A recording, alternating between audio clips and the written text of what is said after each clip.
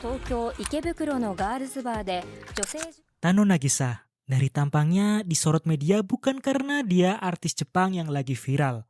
Namun, bersama pasangannya yang seorang tencho atau manajer di sebuah garusuba atau bar wanita, Jukyoin Joseni Baisun Kyoyo, pemaksaan jual jasa pada pegawai wanitanya. Lalu, bagaimanakah hal tersebut bisa terjadi dan bagaimana kronologis lengkapnya? Bersama Kristao, yuk obrolin. Tano Nagisa, gadis yang baru berumur 21 tahun ini bukanlah sekedar Jukyoin atau karyawan dengan top performer biasa di sebuah bar wanita yang bernama iWave Morning bertepat di Ikebukuro, Tokyo. Karena bersama kekasihnya Suzuki Maoya yang berumur 39 tahun sekaligus tencho dari manajer klub tersebut, mereka mengelola bisnis ini dengan tangan besi. Kalau kalian melihat foto-fotonya, mungkin kalian akan berpikir, bagaimana mungkin gadis secantik ini atau sebijin ini bisa melakukan hal sekejam itu. Bahkan netizen Jepang pun sempat geger dan menyebutnya Bijin Sugiru Yogisa atau tersangka yang terlalu cantik. Disinilah letak jebakannya. Dalam psikologi ada yang disebut dengan halo effect, di mana kita cenderung menganggap orang yang berpenampilan menarik pasti memiliki sifat yang baik pula. Tapi di dunia kriminal, mameni wa mienai. Apa yang nampak di mata tidak selalu mencerminkan isi hati. Contohnya, Nagisa, sang yang menggunakan parasnya sebagai masker atau topeng.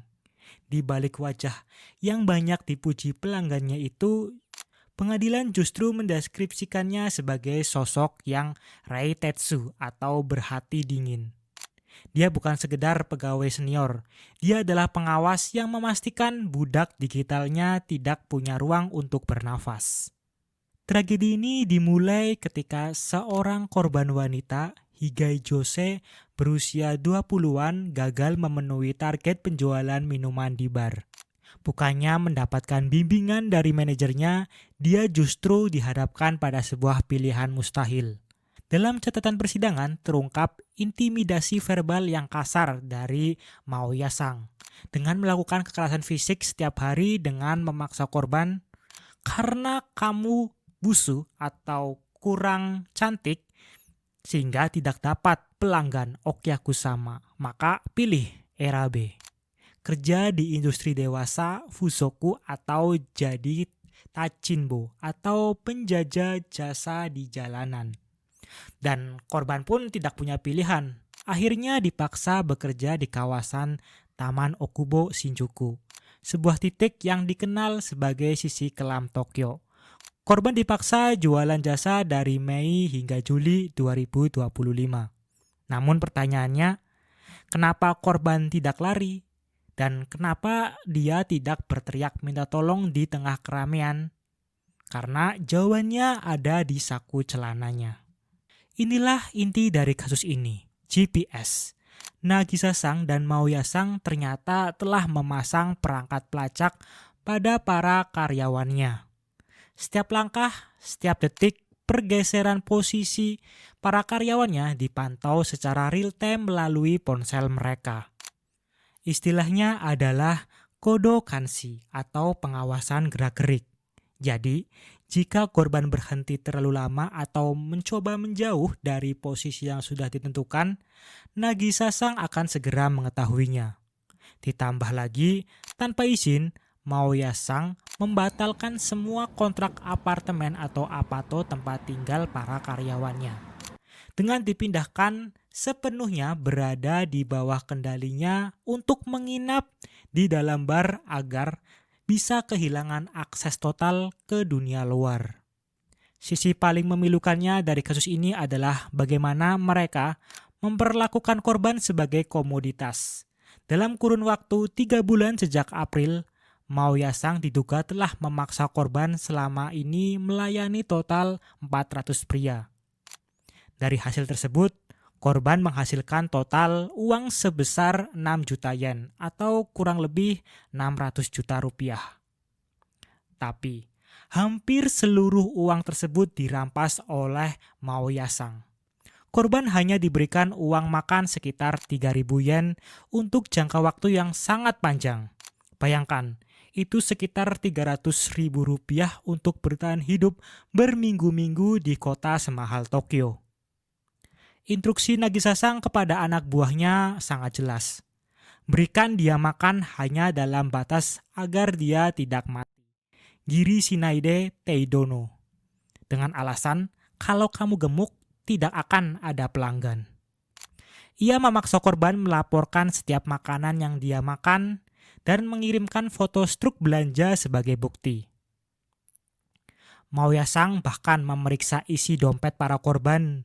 Jika jumlah uang kembaliannya tidak cocok dengan struk belanja, Mao Yasang akan melakukan boko atau penganiayaan. Polisi di sini telah menemukan lebih dari 20 bekas luka memar di tubuh korban.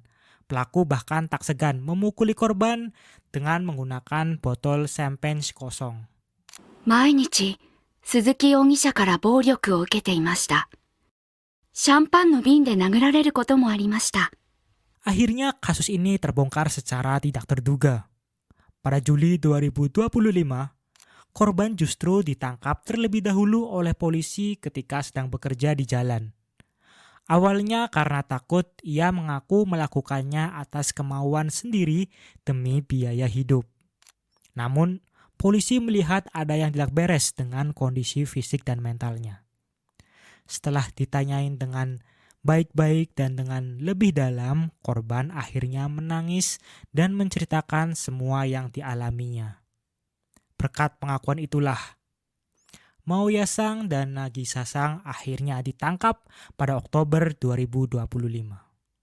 Di pengadilan, Nagisa-san mengakui perbuatannya dengan berujar majigai arimasen, atau tidak ada yang salah.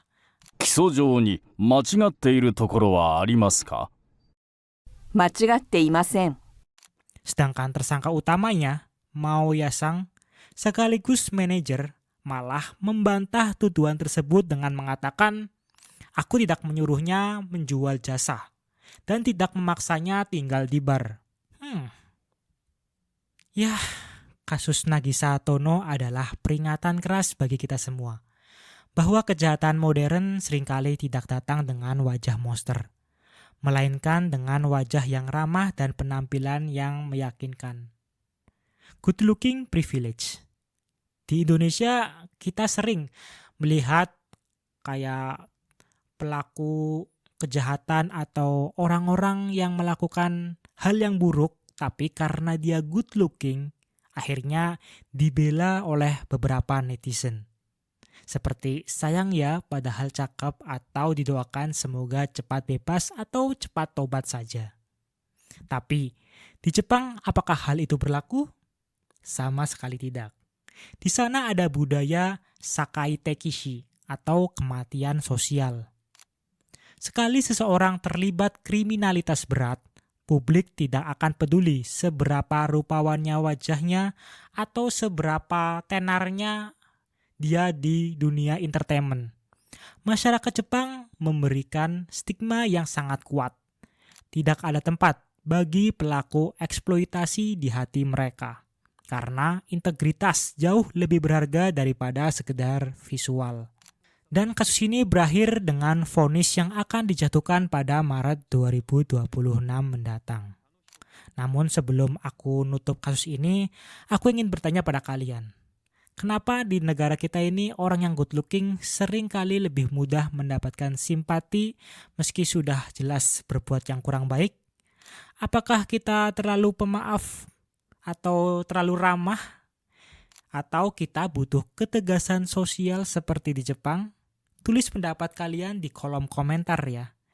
Seperti mungkin pernah mengalami kayak my kisah, ternyata tidak seindah itu. Tolong tulis di kolom komentar ya. Dan mungkin cukup segini saja video kali ini. Aku Kristao. Jane!